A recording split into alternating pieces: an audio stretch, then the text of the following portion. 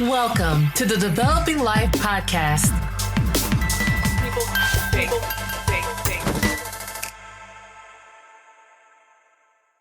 Today, we are honored to have with us Scott Clum, an internationally known graphic artist, type designer, and creative director whose work helped define a generation of design culture. With more than 25 years of experience across agencies and corporations, Scott's client work includes General Motors, Ford Motor Company, Levi's, MTV, Nike, Intel, Kershaw Knives, and leading brands in action sports and music. His work has been featured in over 100 publications, reflecting a career at the intersection of culture and commerce. Scott co-founded and creatively directed 3 influential cultural magazines, Bikini, Stick, and Nylon, alongside Ray Gunn's publishing Marvin Scott Jared, contributing to a graphic language that rejected convention and embraced raw experimentation.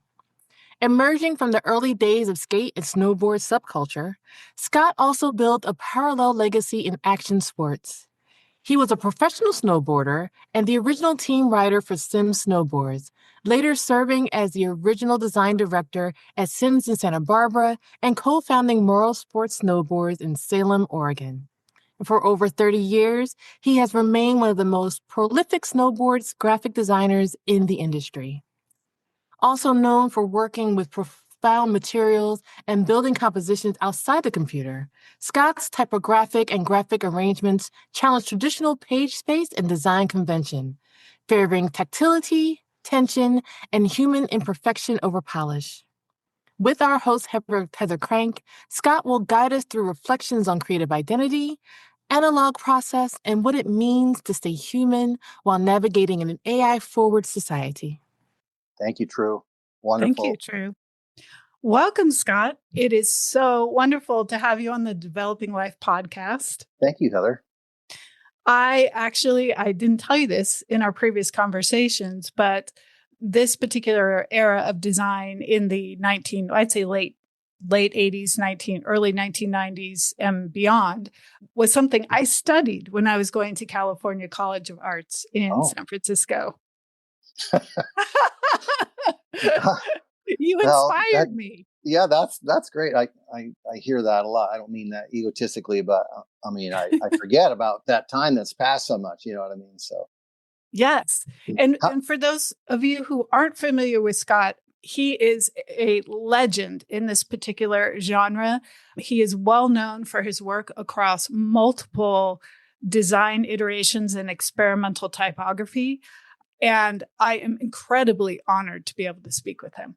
Well, that's awfully kind. I really appreciate that, Heather. I don't know what to say about that. It does mean a lot. I will tell you, for everyone out there, because people ask me quite a bit, like, how did you get to do what you're doing? And it's just been following my gut, and you can't replace hard work. Like every day, as we all know, I'm not telling anybody anything, but I've just been persistent every day for, over 40 years or whatever. So I just love it. And I'm lucky to be able to have that feeling because I just never give up. I'm tenacious. Clearly. Yeah. So look out. I want to dive into some of your background to introduce you to people so they kind of get a sense of who you are and how you evolved. Yeah. You grew up in New York. Yeah. How did you discover graphic design? Was this something that was always part of your childhood, or how did you first kind of become aware that this was a direction you wanted to go in? Yeah, I love that question. I have really fond memories as a kid with my family and my mom and dad, at Christmas time, you'd get these, you get presents that Santa brings and the whole thing. And one of the things that really stood out was the Hot Wheels sets from 68 and 69. And that packaging was all hand done. It was hand painted. And, 6 or 7 years old, for whatever reason, I recognized that. Like I saw the paintbrush marks. And anyway, for those of you who want to reference whatever, the gentleman's name was Otto Cooney, and he did the early packaging for Mattel for Hot Wheels from 68, 69 and into the 70s. So growing up, those colors, the orange, the paint strokes, it just hit me straight in the face. I mean, I loved it. It was amazing. So that's what really started it, to be honest with you. Did you come from an artistic family, or were you kind of an anomaly? Well, my dad, my brother, and sister are just regular, all hardworking. My dad was in the service, so I'm very proud of him serving the country. But my mom was a musician, and she was very talented on the piano and the clarinet and, that type of thing. So we had some music in our family. My sister played the piano as well. So as far as graphics goes, or, being, or painting or the arts, I probably stepped forward a bit more. So, yeah. Well, let's just say I got it from my mom. Okay. That's fair. That's fair. Yeah. So you're growing up in New York and you're sort of becoming aware of packaging and design. Yeah. And then eventually somehow you end up at Pratt. How did that happen? Well, both mom and dad were super supportive as I was growing up, and I'm drawing and carrying a pad around and, like we do. And as I got older, you start the conversation of like, well, what are you going to do next? And both mom and dad were like, well, you've been blessed with a talent. We think you should maybe, look at that and explore that. And so anyway, I after looking around at Rhode Island and, visual arts and, all that, I really felt like Pratt gave me that structure that I needed, and I found advertising kind of boring, except, I mean, some of the process was great, like the PMT camera and the graphics and the type. But I went back, and after I got my advertising degree, I got my fine art degree. And that's when it really hit home, when, I felt like one with the materials and, that kind of thing. And I was like, I think I only had 7 people in my class. 7 Wow. Yeah. Seriously? Yeah, it was hard. So wow. I mean, I loved it. I loved being challenged, and, it was hard. I'm not going to say that I got into art school and everything was great. I mean, it was an uphill battle for sure. But so were you snowboarding during this time, or? I was. So I grew up. So I'll condense my background really quickly. When I was in 5th grade, I discovered skateboarding, and I've been a skateboarder ever since. I had a paper route when I was 12. I saved up my money and I went to the department store and I bought this little orange plastic skateboard for $7.99. I was all about it. Anyway, but as I got older, it was something to do or whatever. But then when I got into high school, I carried it around everywhere, and I knew like this, I want to do this. Like, this is part of my life. You know what I mean? And then in 78, I started snowboarding.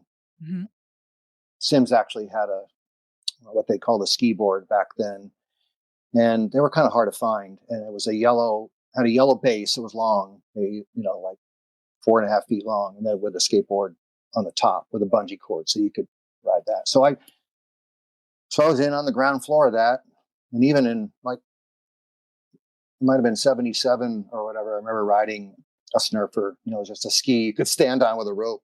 Anyway, wow. Yeah. So to me, it was like skateboarding in the winter. So yeah. Wow. Okay. So you kind of came up at the time when snowboarding was becoming a thing, and you're credited as being one of the OG people of snowboarding. What I'm curious about is, how did this subculture kind of affect your identity? Yeah, that's a good question.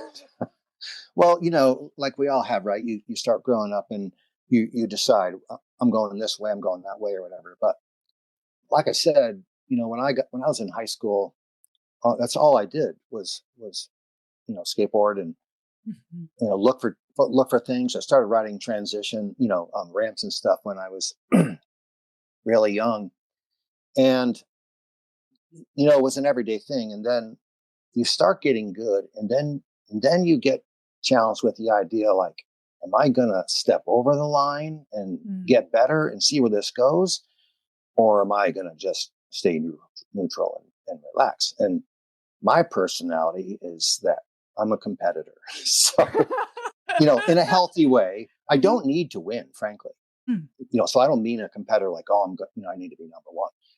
But when I decided to cross the line as a skateboarder, like that was it.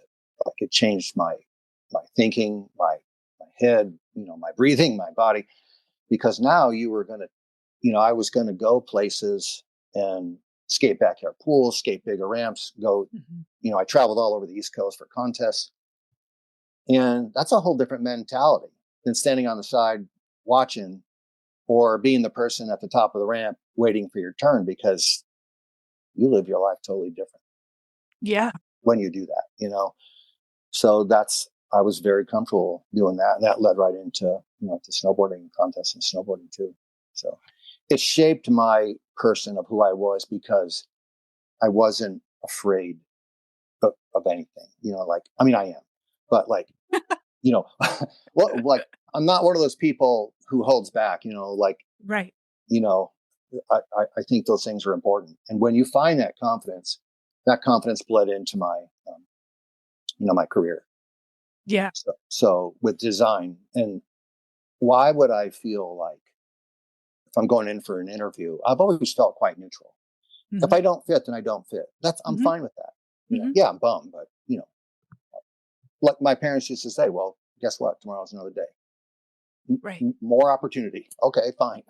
So anyway, but the skateboarding and the snowboarding, because I was on that ground floor and in on that culture, it really helped shape my attitude and, my body and my head and everything. So if you're in New York and you're skateboarding and you're snowboarding and you're coming out of Pratt and you're committed across the board to everything you're doing, it sounds like you have this high level of commitment. Somehow you end up in Santa Barbara in 1985 and you go to work for Tom Sims. So how did that happen? And why is this really pivotal? I appreciate that question. So here we are, in 1981, and, nobody knows about snowboarding, and Tom Sims, who started Sims, he's a legendary, figure, amazing snowboarder, skateboarder. He and I connected in 1981 via the phone. And then he says to me, are you going to the Burton contest here in a couple of months or whatever? And I said, yes. And he said, why don't you pick me up at the Albany airport and we'll drive up? And now remember, like, I'm a young person and here's this legendary, guy, and I knew who he was anyway, because I was riding Sims skateboard equipment anyway.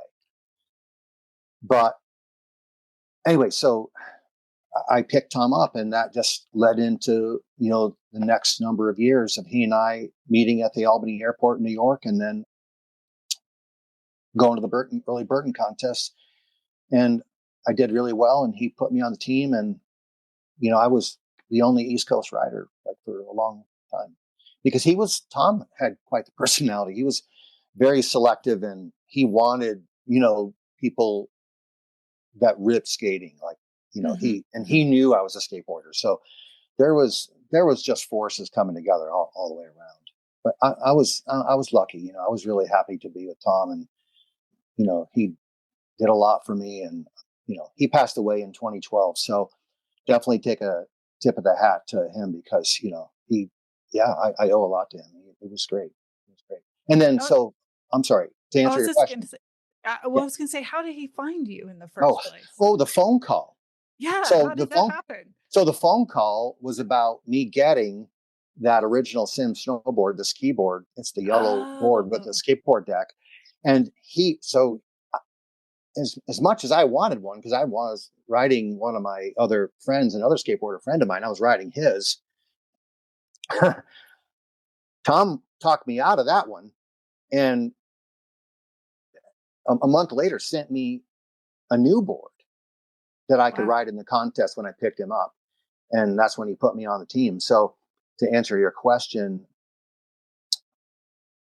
well, and I'll back up a minute. I want to mention my dear old friend, Mark Fatagoni, because it was his yellow board that Sims snowboard I was riding, and he was just the coolest cat. And anyway, it really, this was back in New York, and it was just so incredible, having that moment. And then, I jumped from Mark and some of our other friends to picking Tom up and doing that. But anyway, so after all those things, and I got out of Pratt, Tom knew, and he's like, you should come to Santa Barbara.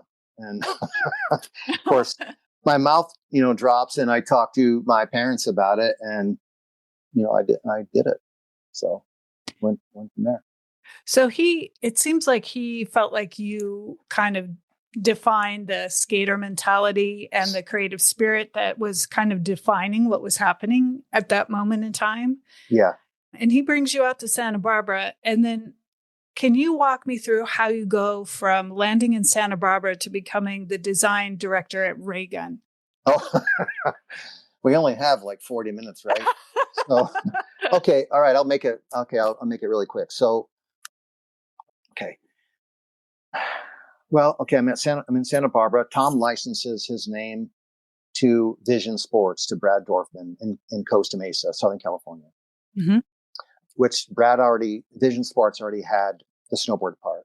So Vision took over the snowboard stuff, and Tom stayed in Santa Barbara, but I moved to Newport Beach and worked in the art studio at Vision, but also helped run the factory in Newport. So I did that. And then, this isn't a great explanation, but Tom's license, kind of ran out, or, the whole agreement dissipated in early 90. And so he got another licensee, and for legal reasons, I wasn't able to go with him at that point. And literally a month later, Rob Morrow, who was an old teammate on Sims, says, "Hey, I'm starting my own company.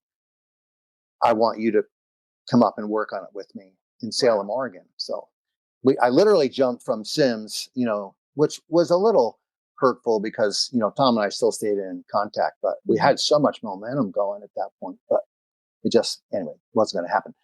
But he and I still stayed close. And then, so I moved to Salem, Oregon, and that just blew up.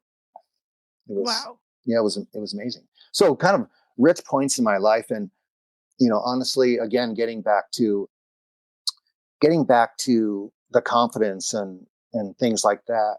I remember feeling, insecure a lot of the times. I'm like, oh my gosh, like, how is this going to work? Like, how do I manage this? And especially when I got to Morrow, nobody there. I mean, they were very, very welcoming, but I was on my own. I had to build my own dark room. I had to find all my own tools, and then I had to help them set up a screen room at the factory. We just had a small place, and the whole thing. I had about 2 months to get ready for the first action sports trade show we went to in San Diego. So I got there a couple of months prior and just, feverishly worked to get everything done. But,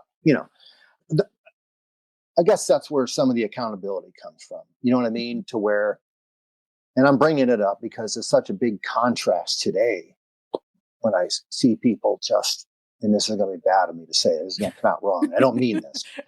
I'm just telling you for visual, but they're just, they come in and they sit at a desk, and I did the opposite. Right. That was the time. Right. So anyway. So you have this really distinct style that you were developing when you were working at Raygun, and it's this, you were really doing this amazing, very experimental typography. You were really pushing the boundaries with what you could do with materials. I would love to hear about your process, your inspiration, how you discovered that process, and how you feel now about what you're seeing. Yeah. Okay.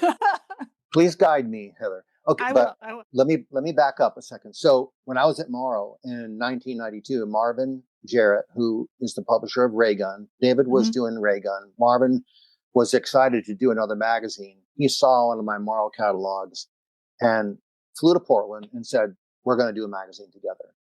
And that's when we did Bikini and those, so we did that for, 2 or 3 years or whatever. It's just, so I went from Sims to, Oregon doing, being a co-founder of Tomorrow Snowboards and pushing graphic design to the nth degree. And when Marvin saw it, it was that we got paired up.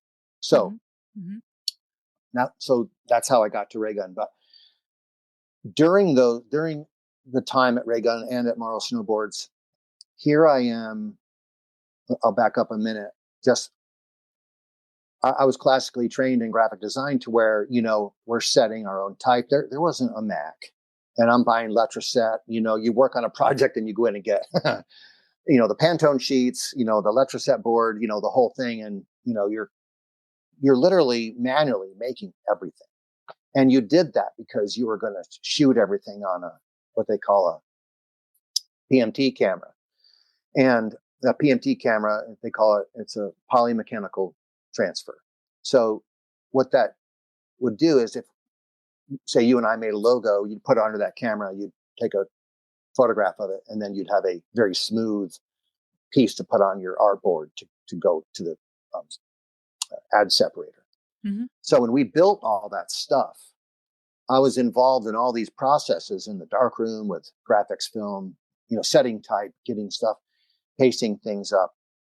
And I always thought like, wow, this raw process is wonderful. Like, I love this. And, you're taping things in place. And, I always thought the mechanicals that you built were just as beautiful as the ads I got back. So at Morrow, and keep in mind, like, you couldn't use Photoshop very much at that time for graphics per se. Everything I did was manual. So I would push. I had a Mac SE that I literally had to pull teeth to get them to buy me. It was like $2,500. Wow. A 7-inch window, like just, tiny. Yeah. And so all I did was set my type on it, send it downstairs, and they would print out all the stuff I wanted. And skipping the PMT camera, because we weren't going to have one of those, I loved setting the type on paper because I could see the fibers and I could see how rough it was. So I would cut that out and I would have the camera separator use it in my Morrow ads because it was rough. And, it's something that it had an edge to it and I could touch it. And, when it went in there, I felt like it captured more of the attitude of the culture that we were in. Because there's no way skateboarding and snowboarding is like this clean, tidy night. Like, no. It's dirty. It's rough. You get beat up, this whole thing, right? Anyway, so the graphic part of it, my mentality was to push everything so I could see how it felt, And even with the PMT camera, I would go through the trash of that because you see some of these, chemical blotches on letters or on the border of a photograph, and I would cut it out and use it because I felt like, well, this is part of the journey of how we got there. Let's put that in. So I use those. I'm trying to answer your question uniformly. So I use those same ideas when I was at Raygun and, within Morrow. And that's something that Marvin really liked. And I really feel like the audience, liked that too. So, I mean, how much do you get out of pulling up to, a program and pumping out a page that, to me, it just looks lifeless and flat? I'm probably, insulting people out there. It's just my opinion. There were plenty of times where I did use, Photoshop to composite. Like I would build stuff outside and then just use it to, like a color separator would, to join things together. But like at Morrow and at Sims prior, like at Sims, for example, I would buy a roll of Ruby Lith and I would hand cut all those graphics with an X-Acto knife. Wow. Yeah. Anyway, so there's my discipline and my upbringing, and I'm just a big believer in pushing these boundaries because I just don't think the process is perfect. Right. And that's a perfect example of counterculture, anyways, the rejection Yeah, of the norms and what's happening, and then that's right. pushing, the aesthetic or your voice to be as far in the opposite direction as possible Yeah. and creating new forms in the process, which is brilliant. Yep. Right now, we are in a moment where there's sort of a rejection of a lot of the AI things that are happening, a deep hunger for community, for what's human, as we're losing things that I think on some level we didn't even realize were necessary to our well-being. Mm-hmm. I'm really curious how you feel about this transition and the reaction specifically Gen Z is having in regard to this hyper slick, hyper reality narrative that's being sort of driven by big tech. Yeah, that's a great question. I think that it all depends who you are. Let's just say the creatives. Okay, I feel like in really being careful for the couple years, I really haven't done too much of it for whatever reason, but like to explore AI to see what's going to happen. Well, I mean, why not? It's just like trying a different color paint. Like, okay, but I like anything, we've eaten it up and, we've played with it and it's just not delivering that connection. Right Mm-hmm. now I know people use it in part of the process and that's great. Mm-hmm. But what I have seen with my own eyes, student wise, and then on a professional level is that they expected it to, oh, it's going to save me 20 hours. And here's the output. That output is not worth having. Mm-hmm. It's not the same thing. Okay, so you save 20 hours, but what are you really saving? It's not going to be connected by you. Like if you and I are working on a project and you can see some of the effort that you and I put in, even though it's still clean and it looks cool, but you can see, oh, the type's a little bit or whatever. And, oh, there's an edge, this nice cut edge of the photograph, whatever. Mm-hmm. That's what's important. And I hear it every day. All you people that are listening hear the same thing. It's just not delivering the humanity anymore. Mm-hmm. I know that there's curiosity there. And I know like people such as yourself are brilliant with AI. I mean, just that's how Heather and I met, by the way, for the people out there. She is outstanding. So I don't want to be cruel about it. No, I mean, I don't. Be cruel. Okay. But there's a world where, Heather's work and my work and everyone else's work can live. I just am making a choice to, show my soul. Mm-hmm.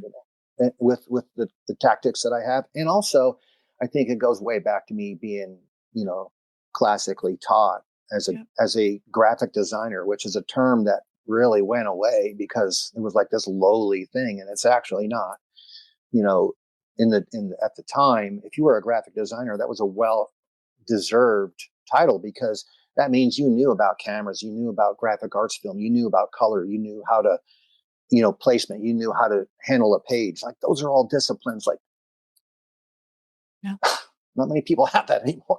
Yeah. So anyway, I'm not sure if I answered you.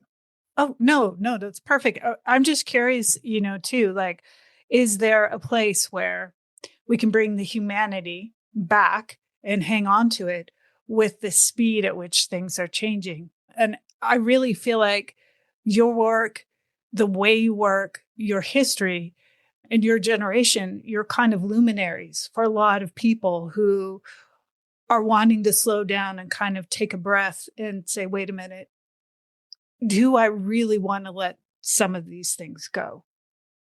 So Yeah. Your voice is super important. And I would love to hear about when you teach students, how you speak to them regarding this. Yeah, that's what's important. When I do sit down with the students, so like at Portland State or, whatever, if I'm giving a talk somewhere, I really think it's important to recognize, the individuality of it doesn't matter. Like when I'm in front or if I'm with a student or working on something or whatever, we're one-to-one. Like, that's how I look at it. So one of the first things I try to do is, find out, what do they care about? what do they like? You know what I mean? And it could be something about food. It could be something about travel. Like, what is that inspiration? Like, where are you coming from? And let's dig into that and see how you can bring that to the table. Like, I don't feel like you're a failure because you don't have this design experience or whatever. Like, look, we all started in the same place. Like, in my mind, we're all equal. So, we're all going to work on a project. You got to bring it. You got to work hard. And I feel like for the folks that are out there who have some time under their belt, we took the long, hard road. Like, it takes a long time. You're embarrassed. You discover who you are, who you aren't. People tell you stuff or, whatever. And you're like, oh my gosh, am I doing the right thing? That's what it takes. And I feel like with today's stuff, I think people are trying to find themselves again. Here we are with social media, and you can't tell one thing from another. I don't know. It doesn't matter whose fault it is, but let's make a choice. You know what I mean? That's all I'm saying. And I've been on a project recently where we are trying to talk to a few brands about advertising, and they don't know how to make a print ad for a magazine. I'm truly dumbfounded. I mean, because of the complacency of like that accountability of trying to do something with the brand or a voice or touching your audience that you pay hundreds of thousands of dollars for. No, we'll just put it on Instagram and Facebook and we'll see what's up. Well, those numbers are lying. That's my personal opinion. I know I'm getting heady here, but I miss the putting skin in the game. And so when I talk to folks, I try to have an honest conversation of like, what do you want out of this? Can we move somebody with this? You know what I mean? And in order to do that, you need to somehow put some inflection in there, one way or another. I'm not sure I'm answering this correctly, but. Oh, no.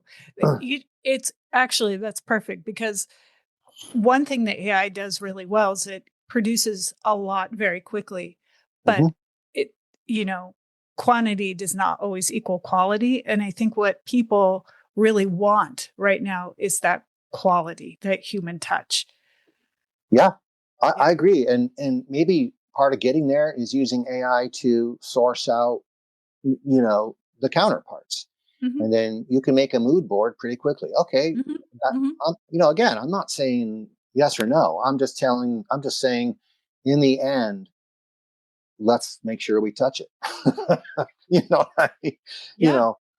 A good friend of mine in New York was telling me a couple of days ago, he thought it would be cool if I explained how I got from a client to the final, idea to the final piece. And so, here it goes. So like, say I'm starting on a project, I'm all about sitting in the room and rapping and finding out, because to me, you got to find out who the person is. I could be running my mouth and, insulting people just because, I'm heavy handed, and I don't do that. But I like to see how people feel. And then, we can go from there, and then ideas come out and we start building things. And as everyone knows out there, you want to do it quickly. You can't take 3 weeks to give them, So anyway, so, that process goes quickly, and and I like to involve them all the way through the process. So we go back through and we look at comps, and that's when I start introducing materials like, hey, this could communicate more if maybe this had an edge to it, or look at this line, or maybe the typography could be doing this. Now that is a very critical situation for me, because I'm literally throwing a wrench in the whole room. They're like, wait, Yeah. And here's where you have to be confident. And I explain to them, like, you're going to make something memorable here. You're going to make them take a longer look at what's happening in this space that you're paying a lot of money for, as opposed to not challenging the convention. And we don't have to do it my way. You know what I mean? I'm just saying that let's look at how materials or what we could do, or the certain edge or whatever, can affect someone's, response. Mm-hmm. So, and I kind of feel like things that come straight out of the computer, I'll say this cautiously, may not be as memorable as, things that have been touched by, hands. Like you go to like how, like, it's like going to the museum and seeing, looking at, an Andrew Wyeth painting Mm-hmm. and seeing the real thing. And right next to it is just a print. Right. So whatever people want to take from that. So that's what I'm saying. Like, okay, now to get back to the explanation. So that's the funnest part to me, is showing the client, like, here's what we could do. Let's talk about how people feel about this. And then, we go from there. And so that's my adaptation process of hearing everybody out. And then it's my job, because they're paying me or they're trusting me Mm-hmm. to show them what's good. Right. And then we can kind of go from there. So, and I'm kind of prolific that way. I won't bring in 3, I'll bring in 20. And they're like, whoa. But here's the thing. I've never not have it go backwards. People are like, oh my gosh, like, oh, okay. And then the conversation starts for 2 hours.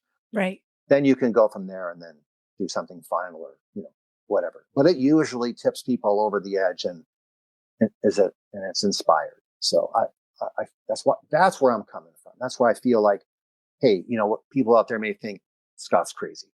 Maybe so, but this process we all signed up for, if you can get the room to come together and have some synergy, and you're like, whoa, you're talking about stuff, to me, it's worth it. Yeah. Agreed. Yeah. Agreed. Empathy and communication are sort of the cornerstones of design, in addition to all of the technical aspects. Yeah. Speaking of that, it's predicted, I'm going to read a quote here, that by 2030, the unemployment rate of recent graduates will be 50%. The wrong that students used to use to be able to train at a school, do an internship, get a job, is being replaced by AI. So there's a gap. And I would love to hear, given that statistic, what advice you would give to your students. So I do this a lot. It's a complicated thing for me, but okay. I think finding a job today is difficult. Mm-hmm. Gosh, shame on those folks that expect someone to come in and do 20 different things. That's not fair. Mm-hmm. Anyway, as far as replacing, I think it's something to consider, but also I feel like if you're a creative person, okay, say it's me, I'll pick on myself, and I see this job for, a mid-level designer that needs to know maybe a little UX, maybe a little, AI and all these things. And I'm like, well, shit, why am I doing all this? Okay. You got to back away and be confident. And I feel like success is planning, right? Like when you're young, you don't think about that. You just show up and you're on a wing and a prayer. But I'm going in to apply for this job. So I'm thinking I need to arm myself with a lot of things here. So I would bring in, my sketchbook, my photography, and my personal work. And not only would I answer the interview questions, but I would say, look, I feel like I can contribute to some of these branding ideas or some of the flow in the studio because I do these things or whatever. I think that threat, I'm not sure if I believe that whole number, but I would suggest any of the students to don't go in empty-handed, go in and blow the room away. Like whoever's interviewing you, they're literally, they want you to impress them. So you may feel like I don't have anything to bring in. That's not true. You could bring in a Pinterest board of clothes that you like, or, whatever. You just need some communication and some creativity to show them that like your gears are turning, Right. You're like, you have value, and everybody does. And a lot of the students that I talk to, they just don't know that they can do that. Like, you can do anything you want. I used to get portfolio. I remember I got this one portfolio at Marl Snowboards, and the FedEx guy brought it in, and it was like 80 pounds. This guy from Vermont sent me a metal box, and it had 2 huge chains wrapped around it. Oh my God. It was crazy. Anyway, I mean, but like, how cool is that? And anyway, yeah. And so yes, I did call him, but but I'm saying, like, for the people out there, like, don't count on, the Indeed thing or the company ask. Like, okay, definitely consider it and take notes against it, but bring yourself into the meeting. Like, how can you resist someone that brings in all this creativity with them? And you're like, whoa, like, the puzzle pieces start coming together in my mind. Yeah. So I would be severely impressed if, say, you're coming in, I'm looking for a designer or, whatever. And you come in with a photo book, you come in with a collection of papers that you've got. I'd be like, oh my gosh, when can you start? That's just me though. Yeah. Yeah. Right. But, like at Raygun, we would get all kinds of artists, that did all kinds of things, photographers, graphic people or whatever. And it was such a cool thing. And, I got a tip, that, tip my hat to Marvin, if he's listening, because he was all about that. He and I would walk around Los Angeles, all the magazine stands way back, and just look at everything. Like, he welcomed every little bit of that. And, Chris Ashworth was there when I was there. And obviously, when people that know his work, he's all about that as well. So I don't think you can go wrong, reflecting who you are. Yeah. That's Great. a personal strength. I mean, you can't take that away. Even if you don't get the job, so what? You showed up. Yeah. That's what I think. Agreed. That might be a great answer, but no, I think that's a perfect answer, because right now, as everything begins to look more and more the same, you're going to want to stand apart. You're going to want to go against what everybody else is doing. Yeah. And as the employment pool is shrinking in certain areas, being able to stand in a different place in your competition is very lucrative. Mm-hmm. Okay, right. So to switch gears, okay. Speaking of experimental typography and everything you've done, Neville Brody, the amazing designer legend, if you don't know who he is, I suggest that you Google his name. Yep. Mentioned you during one of his interviews. Can you speak to that? Yeah. Yeah, that was a little surprising. So Neville started this really quickly. He started this typography magazine, that, as he called it, called Fuse. I know some of you out there will recognize that. And this was during the time when all of us were using Quark and freehand. And we really needed that kind of nourishment. And we would get these, and it came on a floppy disk. So that tells you, like, the time period, anyway, so that tells you, like, the designers that were out there really pushing the boundaries. Like, we welcomed this, and, we used these fonts and broke them down again. And Neville just wanted them to add communication, like visual communication, or, in bits, or just a teaser of communication, or characters, or whatever. And so he did this talk yesterday, and he was saying how we've completely lost communication. We're relegated to this little box on your phone. Like, where did it all go? And as he's saying that, I'm just getting chills up my back. And, my good friend Paul Sitch and I were texting back and forth, and just how hard that was resonating with us. And Neville was so dedicated to what he was saying, and it just made me feel so good. And I wish that it was broadcast through every agency and shop on the planet. But so with Fuse, Neville chose designers to contribute to this typography magazine. And so I was in New York working on something, and I came back, and there was his voicemail, in 95, seems like a long time ago, asking me to contribute to Fuse. And I couldn't believe it. I wish I would have saved the tape. But anyway, so I did a font for Neville called Burn Font. It was in issue 13. And it was amazing. He brought it up yesterday about how culturally relevant the font still was, because what he was saying yesterday, and, I kind of say this, try to be humble about it, but I was happy to hear it. But what he was saying was how every single part of that font, there was zero convention in it. And it was doing kind of, what it was supposed to do, and how relevant that really was today still. Mm-hmm. And I thought that was really nice.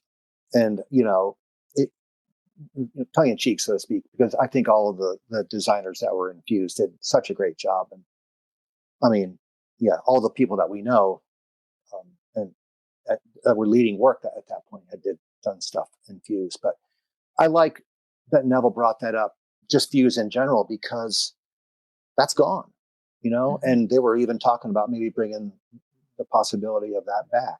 Mm-hmm. But if you communication is dying, nobody wants to take the time anymore. Mm-hmm. You know what I mean? I mean, mm-hmm. And again, I feel a little guilty because I'm sitting here looking at you because you and I do different things, but you're a great communicator though. So I do want to make it clear out there. Hey, if you are using AI and, you are have me in a headlock at this moment, I'm not saying that, there's great communicators out there too. And maybe you're not an artist or, creative person. You can still be a great communicator. We all have friends that do that.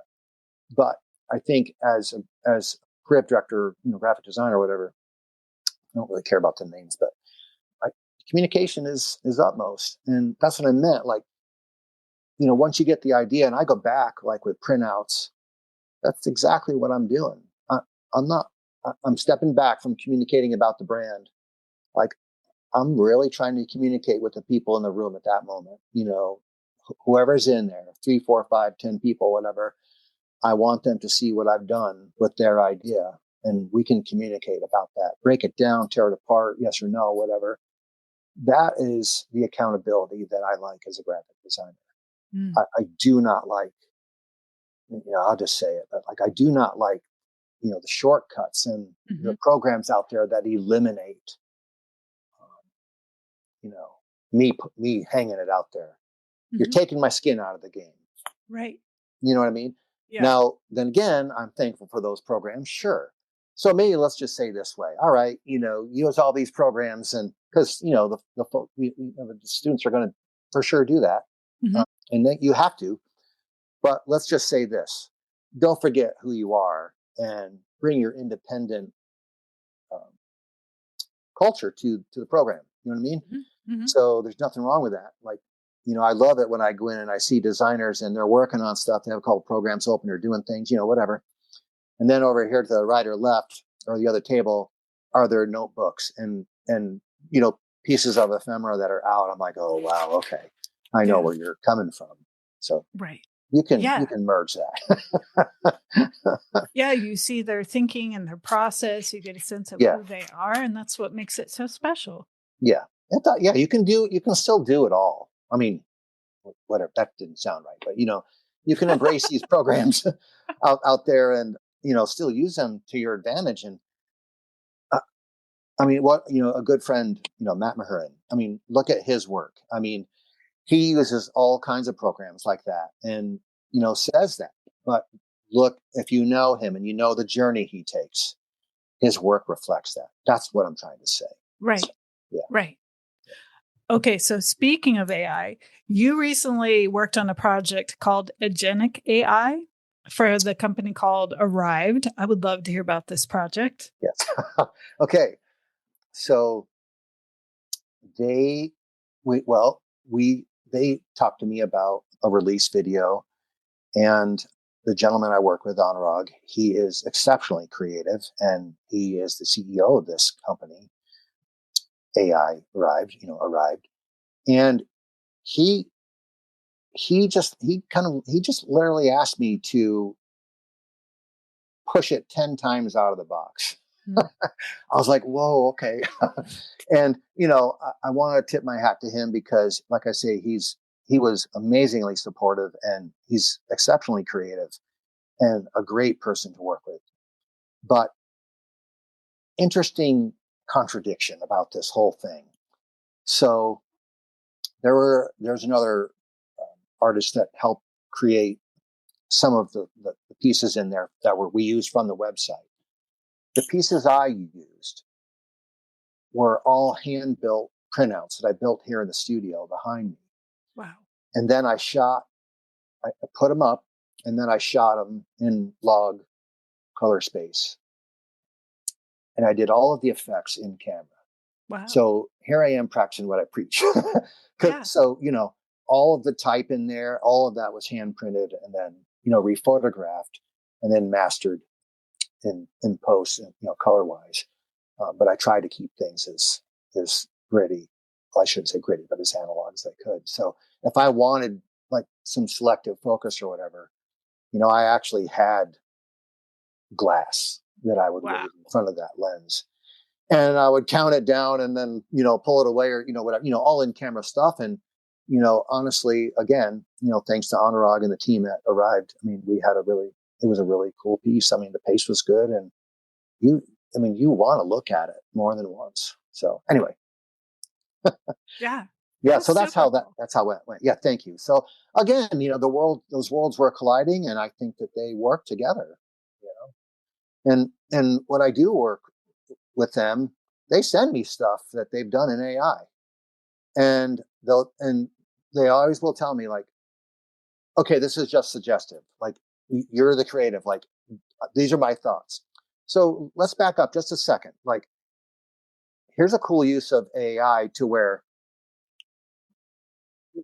someone has an idea and they want to get this out and they want to get it to me or to whoever in an hour. Okay, run it out. And then when I get it, they're like, this is just what I had in my head. Right. Yes. Take it and do your magic with it. Right. And that's what we do. So there's ways to do it. That's why I'm very cautious about, the two letters there. But yeah. I mean, authorship is everything. Making sure that you're putting your own personal touch and you're not allowing the tool to speak for you. Right. Important. So everyone, Heather's saying it way better than I am. That's true. That's true. And I do hear now from brands about authorship. They're starting to get scared of like, well, wait a minute, we don't own any of this. Mm-hmm. I mean, nobody does. Mm-hmm. So anyway, we won't go down that road. I don't want to use up the time. Okay. So we are getting close to the end of this interview. I'm going to ask you one more question, and then I will invite people to turn on their cameras if they'd like to speak with you directly. All right. My final question for you is, what artist is currently inspiring your work? Well, I have a bunch. Like, I love the people in my daily, discussion or whatever. Because like I throw stuff out all the time. Like you and I have spoken, we've talked about all kinds of stuff. Mm-hmm. And that's personal to me. So I take it and I'm like, oh yeah, maybe she does, do that or, whatever. Mm-hmm. But to answer your question, I really love what Paul Sitch is doing. We've been friends for, 25 plus years. And I really love what Mike and Doug Starn, do, photographers, Dan Winters, Matt Mahurin. And I had mentioned Chris, earlier. Mm-hmm. I like those works because they're very strong people, and I really feel like they've put 1,000% of themselves into their work, and it's really inspiring to me. So I think whenever I see new stuff from them, I'm like, oh wow! I feel like it's the first time I'm seeing it again. You know what I mean? Mm-hmm. Mm-hmm. So yeah. And, really, when I'm at Portland State, the students are really inspiring because they have all these ideas. They're like, hey, we could do that. I'm like, yeah, we could. So, anyway. Cool. Yeah. All right. So if anybody would like to turn their camera on, they are welcome to. If you're too shy, I will be going through the chat and I will read some of these questions out loud while we are waiting. So let me go back through these. Hang on just a minute. Okay. Coming down here. It would be interesting to hear Scott talk about the state of flow when working with analog. As a collage artist myself, I find that particularly interesting. And this is from Vince. I appreciate the question, Vince. So the state of flow is, I'll find a single piece, that I really think is interesting, like my wife gets things in the mail or whatever, it has graphics on it. I'm like, oh, hey, don't throw that away. And so I bring it to the studio here and I cut it up and I start, I love the qualities of printed paper, you know what I mean? Whatever it may, may be. And so as far as the flow goes, I'll be inspired by like what that graphic is saying to me. There's definitely music there. So, I might put it with another piece of type or something like that. And pretty soon I start laying things out and there's a dialogue there. There's like a pure graphic arts, foundation, like the way I was taught Mm-hmm. there. It takes some academic to get there. But just, I guess to be more explicit, I'm taking these pieces that are really resonating with me. Like you can feel it. We all know what that's like, not just me. And I'm putting them together to form, another bond, another synergy there. And I'll continue to go that way. And I will transfer that very same thing with brand elements, whether I'm doing things with Nike or, Adidas or, Intel or whatever. I take those elements and I really try to pair them up to where they sing. You know what I mean? You're like, whoa, wait a minute. What was that type of thing? So I'm not probably doing a great job describing my analog flow, but it really is, it's a feeling, and I'll take things apart, put it back together, see what happens. And, I really try to hang it all out for myself and make myself uncomfortable as these pieces are coming together. Because when it's done, and, those who know my work, like there's some relationships there that I think are hard to get to sometimes. Mm-hmm. So, yeah. Agreed. Yeah. And that's something that, I'm sorry, Pat, spike of passion here. Like, you don't get that in the computer. I'm sorry. You just don't. I mean, I could be wrong. I don't. So, there's moments, but, yeah. Yeah. Understood. Yeah, I know. Understood. I've You and insulted I. Heather. You're not insulting me. You and Yeah. I are a little bit, we have a little Yeah. tension. Yeah. Ian, I would love to hear from you. Yeah. So Scott, as a kid growing up in Colorado, fighting to get his way on the Kemper team back in the day. Hi, Ian. You guys on Sims were the pinnacle, man. I was looking back through images just during this and seeing photos of you back in your Sims days. Look I out. swear I had those up on my wall in my room. So really Wow. cool hearing your story. Wow. Really cool hearing that background around Sims and Yeah. And Morrow I definitely was aspiring to one day be on a Morrow board. So really cool hearing your story, man. Thank you for sharing. Ian, thanks for taking the time, man. I appreciate that. I mean, we're brothers, man. It's like we both are doing the same thing. You know what I mean? And I appreciate your effort there because, I mean, that was a great time. That really was. So much fun. So much fun. You know what I mean? And it's not like that anymore. But no. I can tell. I'm looking at your face, and you and I are feeling the same way, man. Thank you. I really appreciate you coming. I love that. Absolutely. Absolutely. Thanks for sharing the time. You got it, my man. Okay.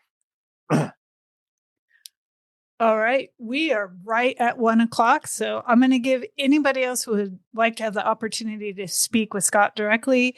Now is the time to turn your camera on or drop something in the chat. Hello.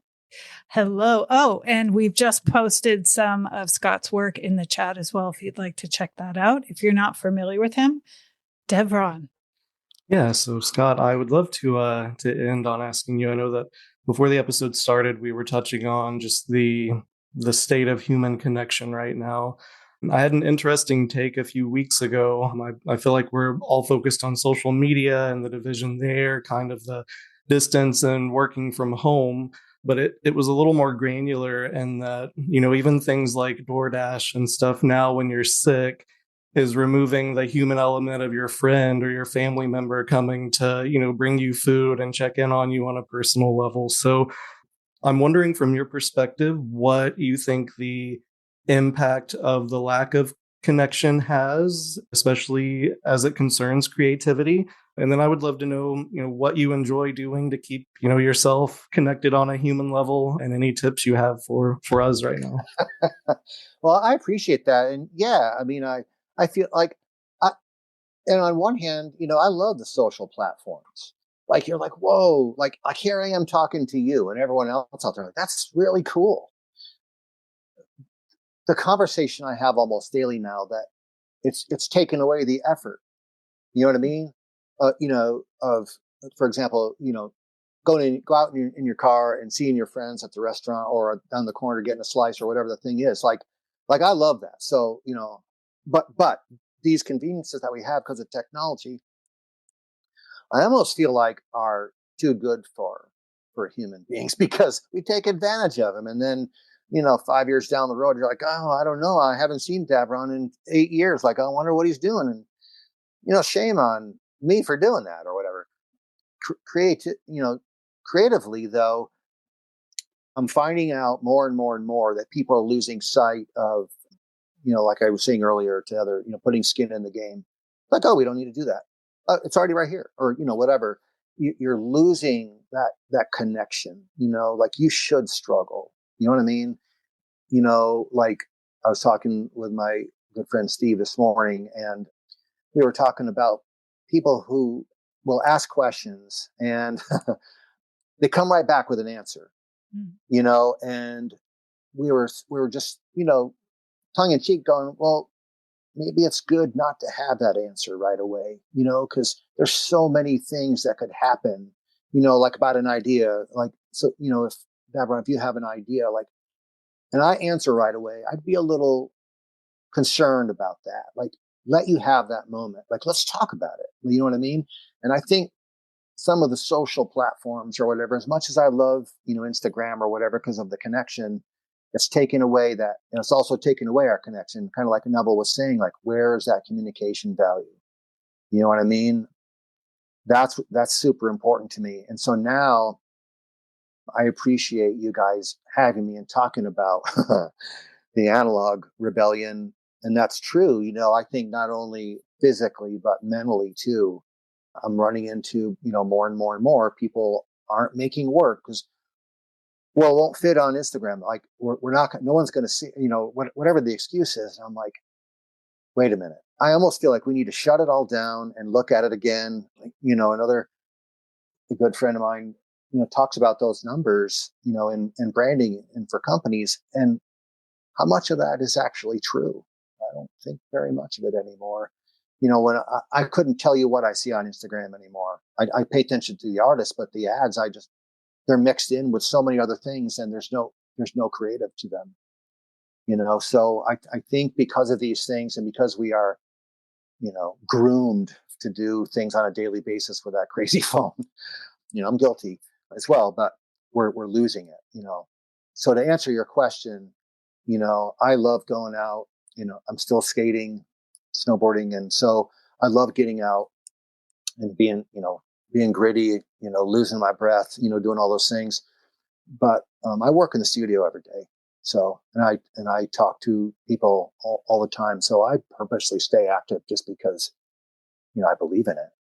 I would feel disconnected if I wasn't touching something or having someone explain an idea to me or something. You know what I mean? So, yeah. So that's perfect. Thank you. Thank you. Yeah, you're welcome. I think it's important to hold each other accountable.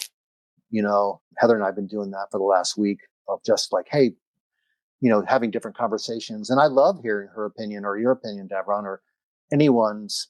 Really doesn't need to be mine. But that's part of the connection. And I like walking away with those opinions like, oh, whoa, okay, well, that's cool. Maybe I should think about that or whatever. But I don't know. Yeah. You don't need to be right. I think it's important to keep yourself accountable. And really, if I had to say anything in closing, it'd probably be to investigate really who you are. If you like paper, or maybe if you like cooking, if you like fabrics or whatever, like collect that and, touch it, explore it, and talk to other folks about it. I think it changes you. And, the next conversation you have with that person, they've got all this fruit on the vine now of like how they feel about something or, you know what I mean? Maybe there's that tactility in materials that are involved now because this person invested in themselves. That's what we should be thinking about. Not to be too preachy about it, but yeah. No, that's awesome. Yeah. I love that. Yeah. All good. Beautiful. Yeah. Right. Yeah. So I know it's a lot. And it's hard to get it all in an hour, but hopefully, because like my work's one thing. What people hopefully take away from it today is just exploring themselves and seeing how they feel about stuff. Establishing a whole new language for themselves, and then the next time they're talking about work or whatever, include that. Like bring yourself in the conversation. I'm going to echo that. Bring yourself into the conversation. Yeah. Get Why back not? into feeling what your work feels like without anybody needing to see, approve, or monetize what you're doing. Yes. Thank you, Heather. I totally agree. And be accountable to yourself. Right? Yes. Yeah. That's a confidence thing. I know it's hard. And you show up and people are doing certain things or whatever. But like, I've always felt like, so what? Like we're all there to do the same thing. We all fell in love with like a magazine or, a font or an image. So to me, it's an equal thing. Like, let's go, let's do it. That's what I love about skateboarding. Like if we're at a backyard pool or something, for 20 minutes, but everybody helps each other out. If you can't, get over the light, or if you can't, get over the stairs or whatever, like there's zero judgment. There's like negative zero judgment. Like skating at its core with all your mates is amazing. And like, I've never, ever, ever in my life seen any judgment whatsoever. And I think that's where it's at. And that's how I feel about design and creative things. Like we're not there to judge, so I want to hear the symphony. Oh, beautiful. Perfect place to land. Scott, thank you so much for being willing to spend this hour with us on the Developing Life. Oh. And this episode will go through the airways. We will announce it probably in about a week. I want to thank everybody for joining us today and for your questions. I really appreciate it. Please follow Scott. His information will be below this conversation. It's also in the chat. And Scott, my deepest heartfelt gratitude for time. Thank you. Right back at you guys. Devron, True, Heather, and all the people who came out to check it out. I really appreciate that. So definitely, it's an honor for me for sure. Thank you, Scott. Yeah. All right. See you guys.